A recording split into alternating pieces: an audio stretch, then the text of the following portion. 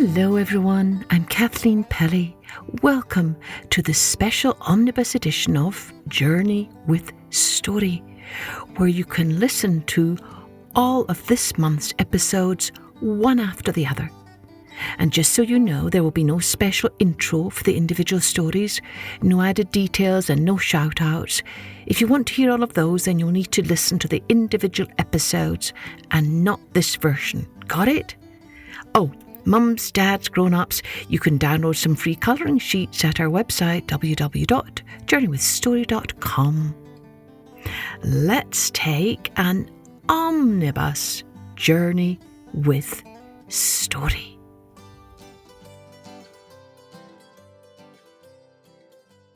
Now, let's take a journey with the magic mouthful. Once upon a time, there was a woman who lived a most unhappy life.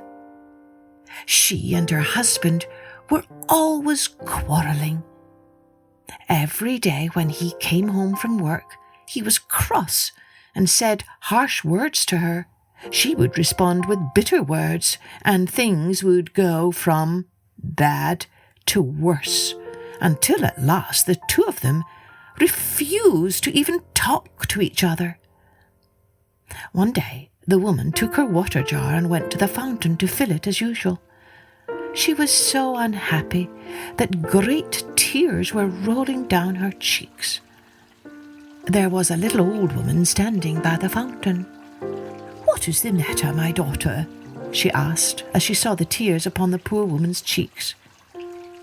When she had heard all the story, the little old woman took the water jar and filled it at the fountain. "Go home, my daughter," she said. "Keep this water in the jar. The moment your husband says a cross word to you, fill your mouth with the water." The sad woman thanked her and went to her own house. The next day, when her husband came home, he began to scold as usual. She was about to reply when she suddenly remembered the old woman's advice. She ran to the water jar and filled her mouth with water. To her great amazement, her husband soon stopped scolding. That night, for the first time in many weeks, she went to sleep without an angry heart. Things kept on going well for several days. Just as soon as her husband came home cross and said unpleasant things, she would fill her mouth with water from the jar. Then he would soon stop his scolding and grumbling. And now there were smiles instead of tears on the woman's face. At last, however, the water jar grew empty. Once more the woman went to the fountain, hoping that she would again find the little old woman who had given her the magic water. She found her waiting at the fountain. "How did my prescription succeed, dear daughter?" she asked as soon as she saw her. "Oh, how can I ever thank you for all you have done for me?" cried the woman. "Now I am happy once more. My husband no longer scolds and chastises me. I did not dream that my life could ever be so full of joy. Give me, I pray you, some more of the magic water." The little old woman smiled. "Dear daughter," she said, "the water which I put in your jar is nothing but the water from this fountain. It is the very same which you always carry home. This is the secret. When your mouth is full of water, you cannot reply when your husband says cross words to you. If you do not keep up the quarrel, it soon ends. That is why your life is happy now instead of sad. Go home, and whenever your husband says an unkind word, pretend that your mouth is full of water and do not reply. Go in peace, my child." The woman always remembered this good advice and never again quarrelled with her husband. And after some time, when she had children of her own, she passed this secret on to them. Now it is generally known in the Azores that if one does not want to keep up a quarrel, it is well to pretend that his mouth is full of water. This is the reason why the people of the islands are so peaceful and happy.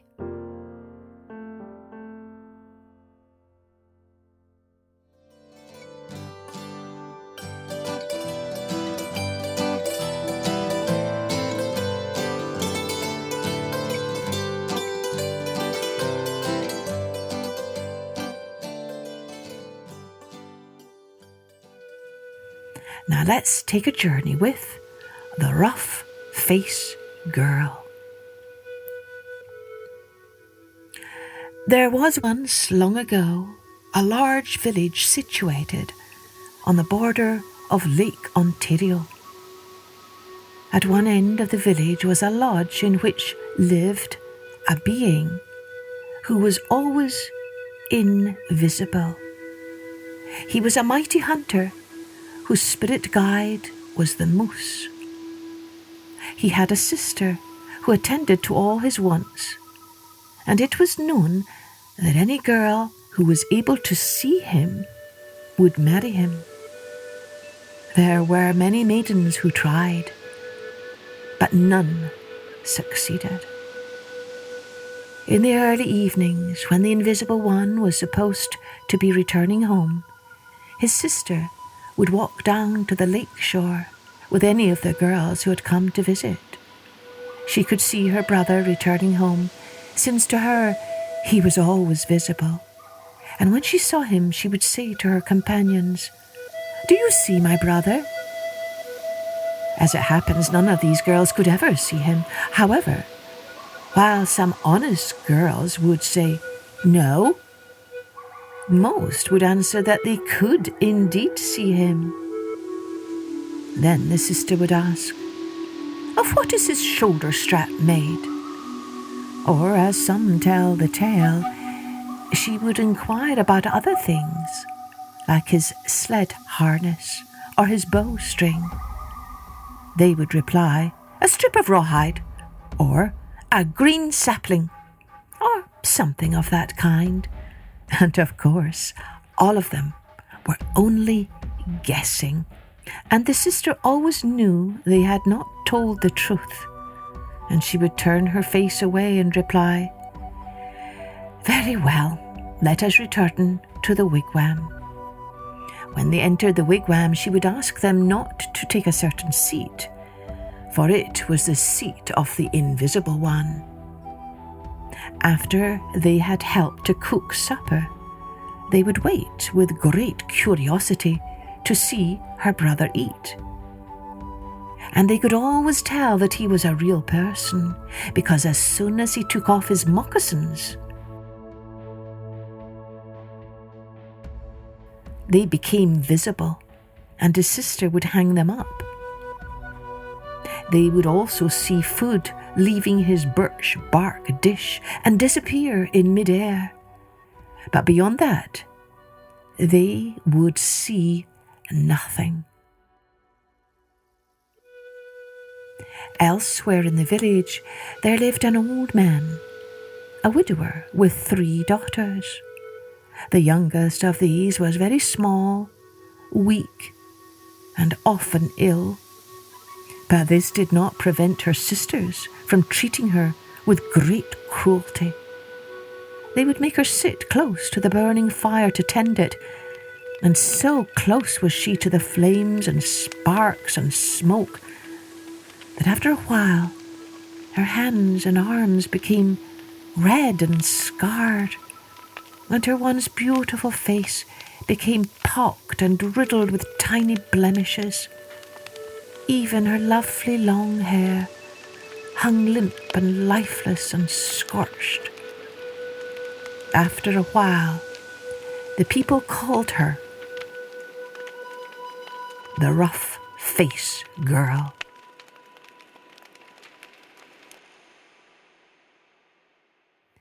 When her father returned home from the day, he would ask why the child was so disfigured, and her sisters would promptly say that it was her own fault, for even though the father had forbidden her from going close to the fire, she had done so anyway, and had fallen in. The father would shake his head and wonder what would become of his youngest daughter. One day it occurred to the two older sisters that they should go and try their luck at seeing the Invisible One. They wore their finest clothing and took great effort to look their best. That evening they walked to the end of the village, and finding his sister at home, they walked with her down to the water. Then, when the Invisible One came and his sister asked if they saw him, they said, "Certainly," and also replied to the question of the shoulder strap or sled harness, saying, "A piece of rawhide." Of course, they could not actually see him, and they got nothing for their lies, and eventually went home disappointed. When their father returned home that evening, he brought with him many pretty little shells, and the next day the two older sisters began to string them into beads. And while they busied themselves, a rough-faced girl decided it was time for her to see whether she might catch sight of the Invisible One. Having no clothes beyond a few rags, and knowing that she would get nothing from her sisters, she went off into the woods and found a few sheets of birch bark to make herself a dress and leggings, and she decorated them by scraping figures on the bark. Then she found a pair of her father's old moccasins, stiff with age, and soaked them in water so that they would become flexible enough to wear. Finally, she begged her sisters for a few shells. The older sister just scoffed at her, but the middle sister, feeling sorry for her, threw her a few of the smallest shells. So, poor rough-faced girl, dressed in birch bark and shells and wearing her father's great old moccasins, which came nearly up to her knees, started across the village to try her luck. And if her sister's scorn was not bad enough, little rough-faced girl's courage was sorely tested even more, because the entire village erupted in laughter and ridicule as she passed them by. Her sisters tried to shame her into returning home, but she would not obey, and carried on to the door of the Invisible One's lodge, despite all the teasing from the villagers. Some say that a spirit had inspired her and walked with her to give her strength. And this may indeed be so. The Invisible One's sister stared in surprise at her young visitor. And then she said, "You are welcome," and she treated her with great kindness.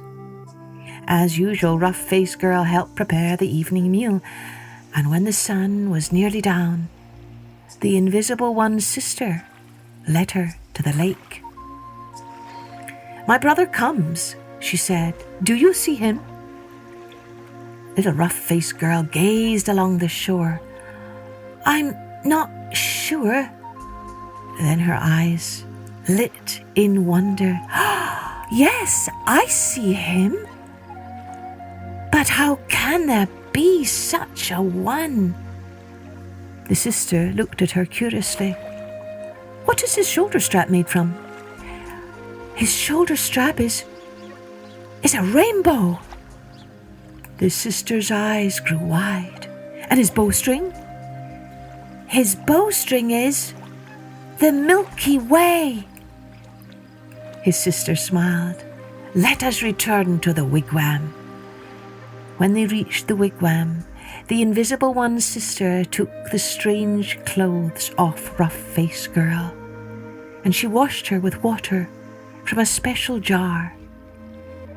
Under her gentle hands, the young girl's scars disappeared, leaving her skin shining and smooth. She also combed Rough-Faced Girl's hair, and as she did, it grew down to her waist, black and gleaming as a raven's wing and ready for braiding. It had been so long since anyone had treated poor Rough-Faced Girl so kindly that her joy and gladness overflowed, making her face ablaze with a beauty beyond words. Then the sister opened a chest and took out a beautiful wedding outfit and asked Rough-Faced Girl to wear it. She had just put it on when a deep voice said, "Greetings, my sister." Rough-Faced Girl turned to the entrance and stared at the magnificent young hunter. She saw surprise light his face when their eyes met. "Greetings, my brother," said the sister. "You are discovered at last." The Invisible One walked over to Rough-Faced Girl and took her hands in his. "For years I have waited to find a woman of pure heart and brave spirit. Only such a one could see me, and now that I have found you, shall you be my bride?" And so they were married.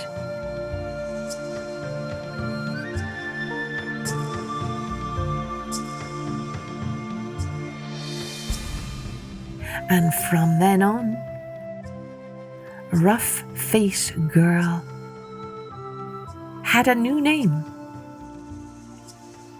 the Lovely One. Like her husband, she too had kept herself hidden, waiting for the right person to find her. And now that she had that person's love, she was hidden no more.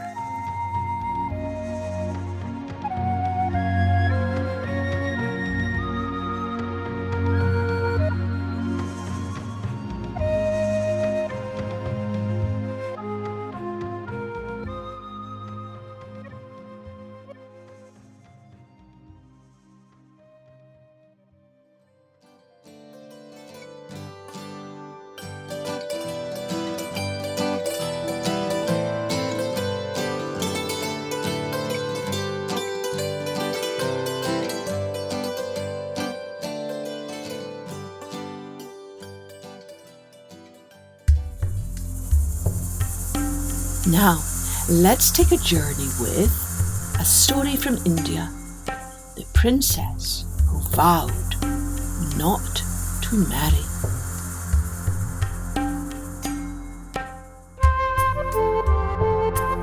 Long ago in India, there once lived a Raja's daughter. Raja is just an Indian word for a king or a prince. And this daughter was both beautiful and clever. One day, when she was out riding, she saw a terrible fire raging through the forest. In one of the trees, there was a family of birds, and the mother bird was desperately trying to save her babies. But the father bird just flew away and abandoned them to their fate. The princess fumed with rage to see the plight of the mother bird and her babies. At once she spurred her horse and galloped as fast as the wind back to the palace, where she rounded up all of her servants, ordering them to come at once to fight the fire. "How cruel and unreliable male creatures are," she thought. "And surely it is the same whether they be bird or beast or human." And in that very moment, the princess vowed never to marry. But her parents were distraught to hear such news. "But why would you decide such a thing?" they wailed. The princess only shook her head and refused to talk any more on the matter. Soon everyone in the land learned that the princess had made a vow never to marry. Now, about this time it happened that a young artist paid a visit to the Raja's court, and he was instructed to draw a portrait of the young princess. But when he had finished, instead of giving it to the princess or her parents, he quietly stowed it away in his knapsack and took off for the city. "Ha! Just like a man!" scoffed the princess when she realized what he had done. Meanwhile, the young artist had arrived in another city to visit another Raja. And when this Raja saw the portrait of the princess, he immediately offered the artist a large amount of money in exchange for it.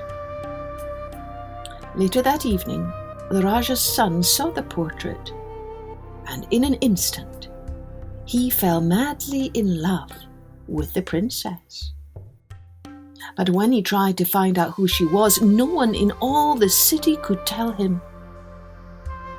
The poor prince was heartbroken, and his father at once sent messengers out to bring back the artist, hoping that he could tell them where to find this beautiful princess. But the artist had travelled far, far away to a distant land, and no one could find him, no matter how hard they tried. Now the young prince had a sister, Nami, and she could not bear to see her brother so downhearted. So she decided to set off on her own and find this princess herself. She disguised herself as a man and crept out of the castle, taking with her the portrait and a set of paints and an easel, for she too was also something of an artist. For days at a time she travelled all across the land, showing the portrait to everyone she met.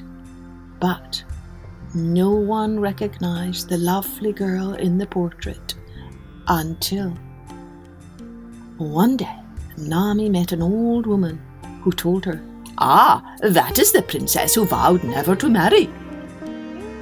Nami's heart sank to hear such news, but still she refused to give up her quest. With the old woman's directions, she found the princess's castle and sat outside with her easel and her paints and brushes until the Raja himself caught sight of her. He invited her to enter the castle to show him her art, and so much did he like her work that he asked her to paint murals on all the walls in the princess's quarters.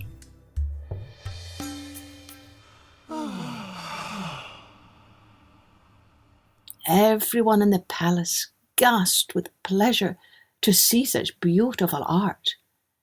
And one day, Nami found herself alone with the princess's best friend who had come to admire the murals she had heard so much about. "Why is it that the princess vowed not to marry?" she asked. "It is a secret," whispered the friend. "You must promise not to tell us so." Of course, Nami eagerly agreed, and then the friend told her all about the fire in the forest and the family of birds whose father abandoned them. Now Nami knew exactly what to do. She began by painting a picture of an antelope family, where the antelope father was saving his young from a fire. Off to the side was a handsome prince who looked exactly like Nami's brother. When the princess saw the painting, she demanded, "Artist, tell me, what is the meaning of this picture?" "Oh, princess," Nami replied in her best man's voice, "this picture shows something that really happened to the prince in my land. When he was out hunting in the forest, he came across this scene of an antelope protecting his young. From that day on, he believed that only males were faithful and reliable, and females were not to be trusted. Since that day, he has vowed never to marry." "How very strange," mumbled the princess. "That means males can be true, and females not true." Perhaps there are two sides to everything, and maybe it is up to each of us, whether male or female, to be wise and strong and faithful." "I am glad to hear you say that, Princess," said the artist with a smile. Nami finished up her work at the castle that very day and hurried away as fast as she could. Her paintings were much admired and treasured by all who saw them, but most of all by the princess, who little by little began to fall more and more in love with the prince in the picture. When Nami arrived home, she could barely wait to share her good news with her brother. "The princess will see you now," she announced with great joy. "Thank you, sweet sister. No brother could ever wish for a better sister than you." And as he raced out of the palace, he called back to her, But wait, why are you dressed up as a boy?" Nami just grinned as she watched her brother ride away, galloping across the land to find his beloved princess, who had vowed never to marry. And of course, when the prince found her and asked her to be his bride, she forgot all about her vow because she had fallen so much in love, and a grand wedding was held with such festivity and rejoicing as never had been seen before in all the land. And to this very day, no one ever knew Nami's secret.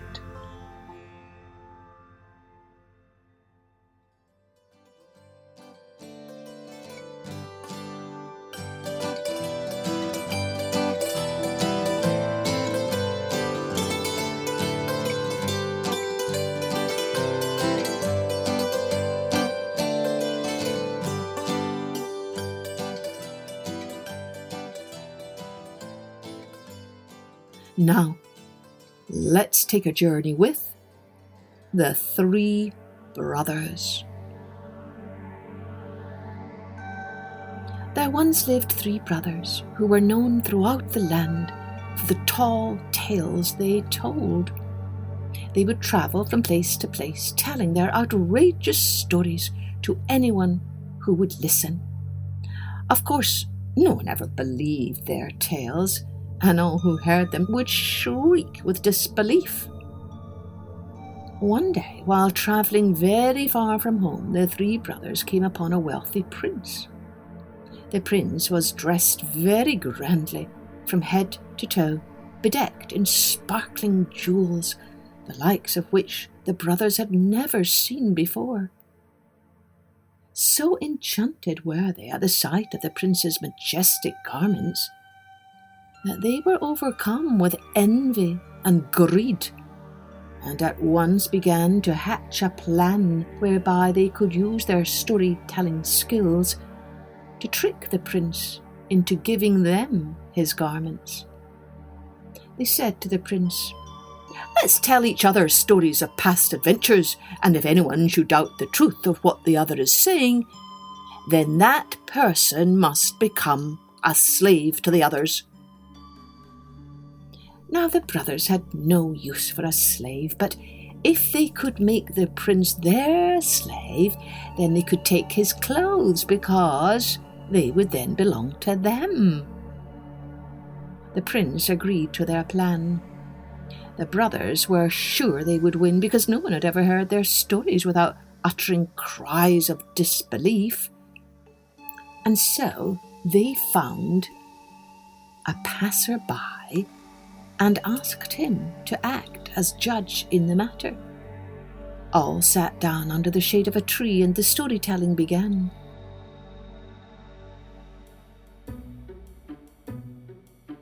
The first brother stood up to tell his tale. With a smile on his face, he began to speak. "When I was a young boy, I thought it would be fun to hide from my brothers. So I climbed up the tallest tree in our village and remained there all day while my brothers searched high and low for me. When night fell, my brothers gave up the search and returned home. It was then I realized I was unable to climb down the tree. But I knew I could get down with the help of a rope, So I went to the nearest cottage and borrowed a rope, and was then able to climb down the tree and return home. Do you hear how silly this is? How could he possibly go and get a rope if he can't climb down the tree in the first place, right? When the prince heard this ridiculous story, he did not make a comment, but merely stood and waited for the next story to begin. The three brothers were quite surprised, but were sure that the prince would not believe this second story, and so the second brother began his tale. That day when my brother hid from us, I was searching for him in the forest. I saw something run into the bushes, and thinking it was my brother, I ran in after it. When I got into the bushes, I saw that it was not my brother, but a huge, hungry tiger. He opened his mouth to devour me, and I jumped inside and crawled into his belly before he could chew me up. When inside, I started jumping up and down and making loud, fierce noises. The beast did not know what was happening and became so frightened that he spat me out with such force that I travelled several 100 feet through the air and landed back in the middle of our village. And so, though I was but a young lad, I saved our whole village from the fearful tiger, because never again did the beast come near our village. After this story, the prince once again made no comment. He merely asked that the third story begin. The three brothers were quite upset by this, and as the last brother began his tale, he had quite a frown upon his face. But he was still quite determined to make up a story so absurd that the prince could not this time help but doubt its truthfulness. And so he began his tale. One day, as I was walking along the banks of the river, I saw that all the fishermen seemed quite unhappy. I inquired as to why they seemed so sad, whereupon they informed me that they had not caught one fish in a week, and their families were going hungry as a result. I told them I would try and help them.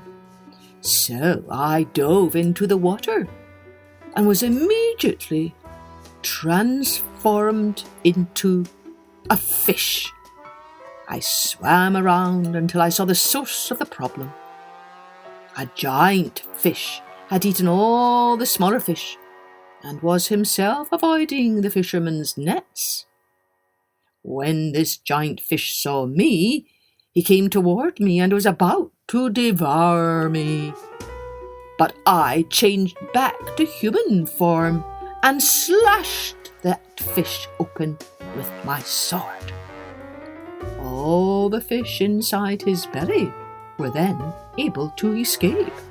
Many swam right into the waiting nets, and when I returned to shore, many of them were so grateful for my help that they followed me and jumped onto the shore as I landed there.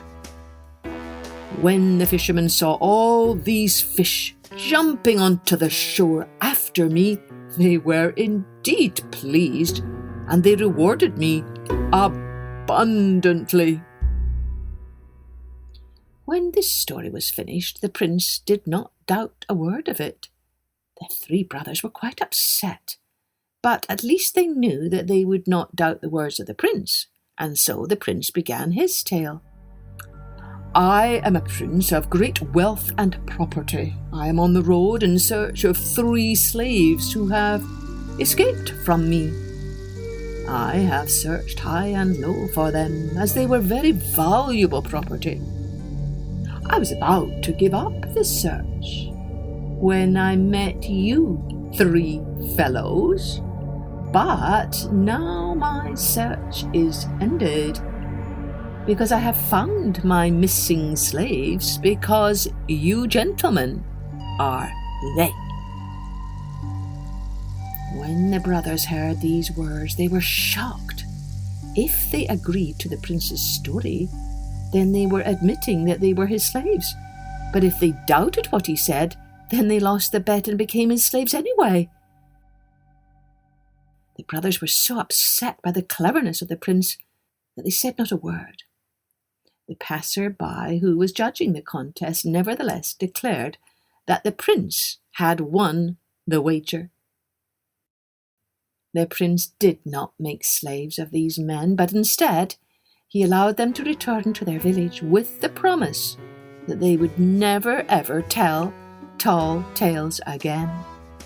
And the three brothers were thereafter known throughout the land for their honesty and truthfulness.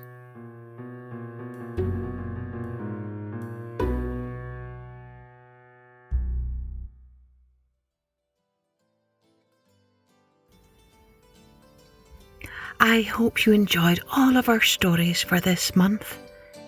And if you subscribe to our Patreon page, you can enjoy even more perks and resources. Here's to stories aplenty that fill our hearts with grace and goodness, hope and light, so that we remember, as my favourite poet says, all shall be well, all shall be well, and all manner of things shall be well. Be well, my friends, be well, and join me next time for Journey with Story.